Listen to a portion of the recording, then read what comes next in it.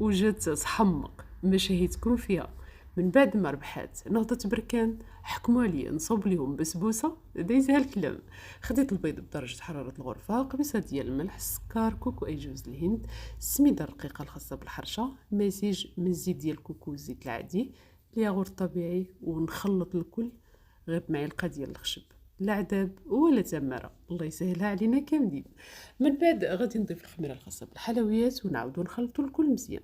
ناخدو كميه من المشماش من بعد ما غسلناه ومسحناه وقطعناه قطعات صغارين وبزاف.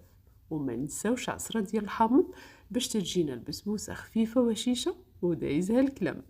نكبو الخليط ديالنا في مول مدهون بالزبده ومرشوش بالسميده الرقيقه. وإلا بغينا نتفاداو وما نسقيوهاش، غادي نسقيوها من الاول بالمربى ديال المشماش، وناخدو واحد الكيردو ونحاولوا ندخلوه في الخليط. ما غاديش نضيف لوز افيلي، خديت اللوز وفسختو وضفتو البسبوسه ديالي.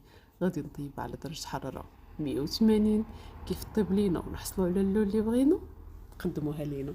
والصحه والراحه، وما تنسوش تجربوا وصفتي.